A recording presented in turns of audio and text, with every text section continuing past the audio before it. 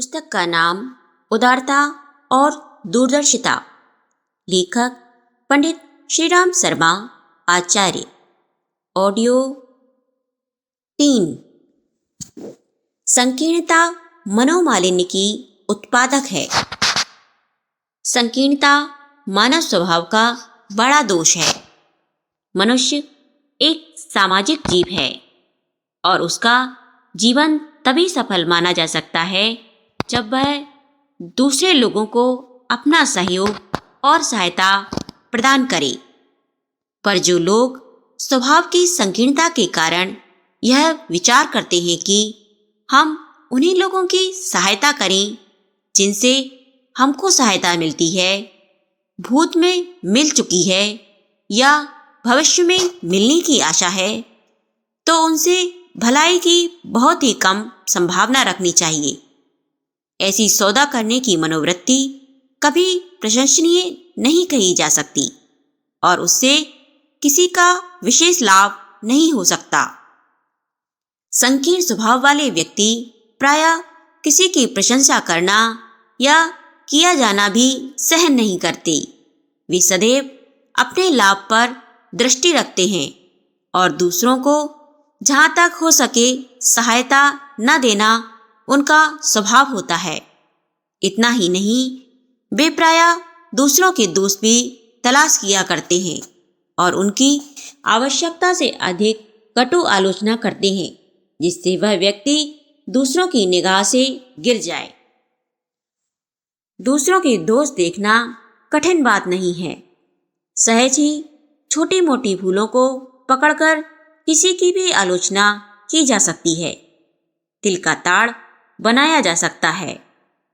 शब्दों की भी आवश्यकता नहीं, केवल भ्रू भंगिमाओं द्वारा नाक सिकोड़कर अथवा मुंह बिचकाकर आप किसी भी व्यक्ति की आलोचना कर सकते हैं तथा उसकी भूलों को प्रकाश में ला सकते हैं। किंतु आलोचना करने या गलती पकड़ने से क्या वह व्यक्ति आपसे सहमत हो सकता है? तुम बहुत फूहड़ हो, कितनी गंदी पड़ी है अलमारी और फाइलों का यह हाल है, वास्तव में तुम क्लर्की के योग्य नहीं हो। यह है कुछ नपे तुले शब्द जो एक अधिकारी अपने क्लर्क अथवा सेक्रेटरी से कहता है।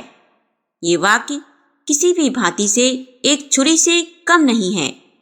सीधे साधे श्रोता के आत्माभिमान पर चोट करता है, उसके अहम भाव, निर्णय बुद्धि तथा चतुरता पर प्रहार करता है।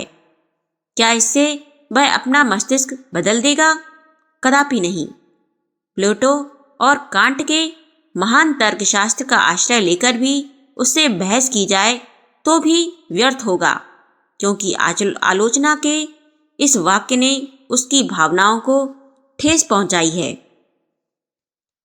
दूसरों के दोष देखना और आलोचना करना एक दो धार वाली तलवार है, जो आलोचक एवं आलोचक दोनों का चोट करती है। शत्रुओं की संख्या में वृद्धि करने का इससे सरल मार्ग और कौन सा हो सकता है? एक विद्वान का अनुभव है कि मैं जब तक अपनी पत्नी के दोषी देखता रहा तब तक मेरा गृहस्थ जीवन कदापि शांतिमय नहीं रहा। इस प्रकार की प्रवृत्ति उत्पन्न होने पर सामने वाले व्यक्ति के दोष ही नजर पड़ते हैं, गुण नहीं। गुण यदि उसमें हो तो भी इस भ्रांति छिप जाते हैं जैसे तिनके की ओट पहाड़ छिप जाता है। पाश्चात्य सुप्रसिद्ध विचारक वेकन के अनुसार पर छिद्रान्वेषण करना महामानव रोग है, इससे मुक्त हो जाना चाहिए। मैथ्यू आर्नल्ड ने कहा था कि दूसरों के दोष देखना भगवान के प्रति कृतज्ञ होना है। दीपक लेकर ढूंढने पर भी संभवतः कोई भी व्यक्ति ऐसा प्राप्त नहीं हो सकता जो सर्वांग पूर्ण हो, जिसमें कोई कमी ना हो। ऐसा व्यक्ति अभी तक उत्पन्न ही नहीं हुआ, वह तो भविष्य में कभी होना है।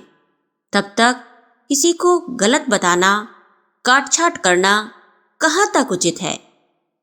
डॉक्टर जॉनसन कहा करते थे, श्रीमान, स्वयं परमात्मा भी आदमी के अंतिम दिन के पूर्व उसके संबंध में कोई निर्णय नहीं देता। फिर हम और आप ही किसी को गलत कैसे कह दें? हमारे हृदय में भी वही भाव होने चाहिए कि अपने परिचितों, प्रियजनों, मित्रों तथा अन्य लोगों को नग्नता और बुराइयों को व्यर्थ में ही न देखते फिरे। गोस्वामी तुलसीदास जी के शब्दों में हमारा स्वभाव कपास के समान निर्मल होना चाहिए। साधु चरित शुभ सरिस कपासु, सरस बिसत गुणमय फल जासु। जो सही दुख पर छिद्र दुराबा, वंदनीय जेहि जग जसु पावा। स्वयं कष्ट सहन कर लें किंतु दूसरों के दोष छिपावे, यह सज्जनों का गुण माना गया है। मुस्लिम धर्म ग्रंथ की एक कथा है कि हजरत नूर एक दिन शराब पीकर उन्मत्त हो गए। उनके वस्त्र अस्त व्यस्त हो गए और अंततः वे नंगे हो गए। उनके पुत्र श्याम और जेपत उल्टे पैरों उन तक गए और उन्हें एक कपड़े से ढक दिया। उन्होंने अपने प्रिय पिता का नंगापन नहीं देखा। हमारे हृदय में भी यही भाव होना चाहिए कि अपने प्रियजनों की नग्नता अथवा उनकी बुराइयों को ही व्यर्थ में ही न देखते फिरा करें। कष्ट सहकर भी दूसरों के दोष छिपाने और उनकी आलोचना न करने का महत्व बहुत पहले ही जान लिया गया था। ईसा मसीह से भी 2200 वर्ष पूर्व मिस्र के प्राचीन राजा अख्तुई ने कहा था, दूसरों की भूल मत पकड़ और यदि नजर पड़ ही जाए तो कह मत। क्राइस्ट ने भी यही कहा था कि यदि तू चाहता है कि तेरे दोषों पर विचार न किया जाए तो तू भी दूसरों के दोषों पर विचार न कर। अधिकतर व्यक्ति शिकायत करते हैं कि अमुक मित्र ऐसा है, अमुक संबंधी ऐसा है, उनकी यह कमी है, आदि आदि। पर उस व्यक्ति के उन गुणों पर विचार ही नहीं करते जो कि अन्य व्यक्तियों में उपलब्ध नहीं हैं और जिनके कारण वह उन अनेक उलझनों से बचा हुआ है जिनमें अन्य व्यक्ति परेशान हैं। परदोष दर्शन के पाप से मुक्ति पाने के लिए गुण चिंतन का अभ्यास डालना चाहिए। प्रतिपक्षी के गुणों का विचार करना चाहिए। चीनी कवि यू उन चान की कविता की कुछ पंक्तियों का अनुवाद हमारे इस कथन का समर्थक है। हे प्रभु, मुझे शत्रु नहीं मित्र चाहिए। तदर्थ मुझे कुछ ऐसी शक्ति दे कि मैं किसी की आलोचना ना करूं, गुणगान करूं। बेंजामिन फ्रैंकलिन अपनी युवावस्था में बहुत नटखट थे। दूसरों की आलोचना करना, खिल्ली उड़ाना उनकी आदत बन चुकी थी। क्या पादरी, क्या राजनीतिज्ञ, सभी उनके माने हुए शत्रु बन चुके थे। बाद में इस व्यक्ति ने अपनी भूल संभाली और अंत में जब वह उन्नति करते करते अमेरिकन राजदूत होकर फ्रांस में भेजे गए तो उनसे पूछा, आपने अपने शत्रुओं की संख्या कम करके मित्र कहाँ से बना लिए? उन्होंने उत्तर दिया, अब मैं किसी की आलोचना नहीं करता और न किसी के दोष उभार कर रखता हूँ। हाँ, अलबत्ता किसी का गुण मेरी दृष्टि में आ जाता है तो उसे अवश्य प्रकट कर देता हूँ। यही मेरी सफलता का रहस्य है। विचारों में भी उदारता रखिए। उदारता का संबंध केवल भौतिक पदार्थों तक ही सीमित नहीं है, वरन विचारों की उदारता का उससे कहीं अधिक है। संकीर्ण विचारों का मनुष्य यदि उदारता का व्यवहार करेगा भी तो उसके द्वारा बहुत थोड़े व्यक्ति लाभ उठा सकते हैं। ऐसा व्यक्ति परिवार, जाति, धर्म, देश आदि अनेकों सीमाओं से घिरा रहता है, जिनके कारण उसकी उदारता का स्रोत थोड़ी दूर जाकर सूख जाता है। अनेक व्यक्तियों की उदारता तो अपने परिवार के लोगों या रिश्तेदारों तक ही सीमित रहती है। वे अपने पास और दूर के असहाय संबंधियों, उनके बाल बच्चों की सहायता करना अपने लिए आवश्यक समझते हैं।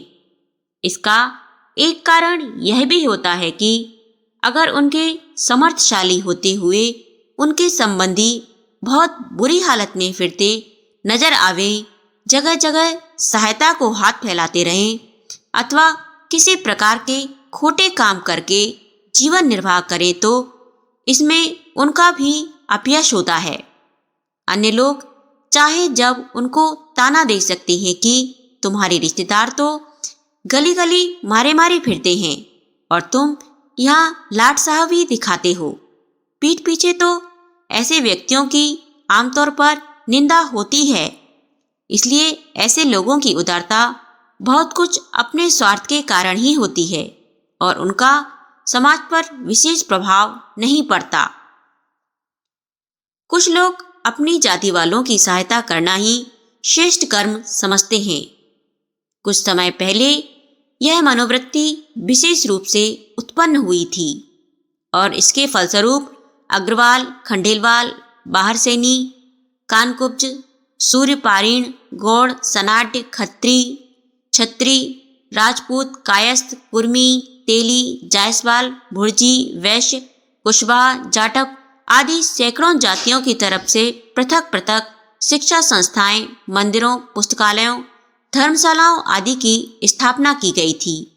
यह प्रवृत्ति साधारण दृष्टि से बुरी नहीं कही जा सकती, क्योंकि एक एक समुदाय की उन्नति होने से उसका प्रभाव समस्त समाज पर पड़ता ही है।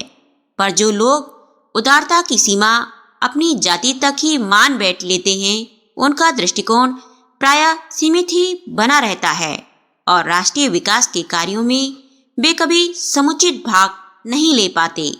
अनेक व्यक्ति तो ऐसे कार्य केवल किसी अन्य जाति की प्रतियोगिता के भाव से ही करते हैं और जब वैसी कोई परिस्थिति नहीं होती तो उनकी उद्योगशीलता का भी अंत हो जाता है।